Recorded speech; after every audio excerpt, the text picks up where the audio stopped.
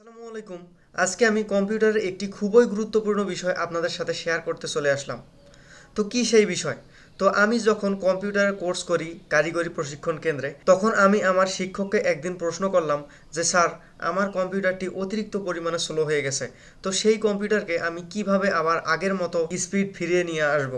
তো তখন উনি আমাকে একটি বিষয় দেখিয়ে দিলেন, যা করার পর আমার কম্পিউটার আবার নতুনের মতো ফাস্ট হয়ে গিয়েছিল। তো বিষয়টি আমার হঠাৎ মনে পড়লো, তাই ভাবলাম যে এই বিষয়টি আপনাদেরও জানা দরকার, কেননা আপনাদেরও তো কম্পিউটার অনেক সময় চলতে চলতে স্লো হয়ে যায়। তো সেক্ষেত্রে এখন আপনি কিভাবে সেই স্লো কম্পিউটারকে ফাস্ট করবেন, সেই প্রসেসটাই আমরা এখন দেখি।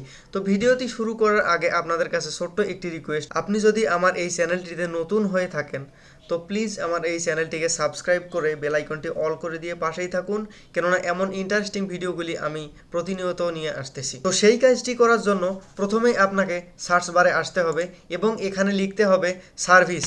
সার্ভিস লেখার পর আপনি এটাকে ওপেন করবেন। ওপেন করার পর আমি একটু এটাকে বড় করি এবং এখানে নিচের দিকে আপনি আসবেন।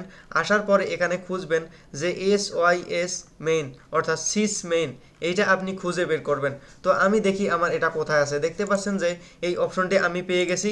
তো এইটাকে ওপেন করে দিবেন।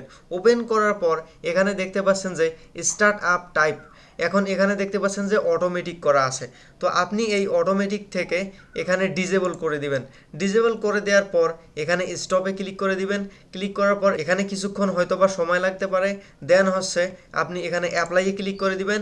অ্যাপ্লাইয়ে ক্লিক করার পর ওকেতে ক্লিক করে দিবেন এবং এটি করার পর আপনার কম্পিউটার যে স্লো ছিল তা আর থাকবে না, সম্পূর্ণরূপে নতুনের মতো ফাস্ট হয়ে যাবে। তো আজকের ভিডিও এইটুকুই ছিল। ভিডিওটি যদি ভালো লেগে থাকে লাইক কমেন্ট করতে ভুলবেন না এবং পরবর্তীতে আপনি কি ধরনের ভিডিও চান সেই কমেন্টটা আপনি এখানে করে দিতে পারেন, যে আমরা এই ধরনের ভিডিও আপনার কাছে আশা করি। আমি সেই ভিডিও নিয়ে আসার জন্য যথাসাধ্য চেষ্টা করব।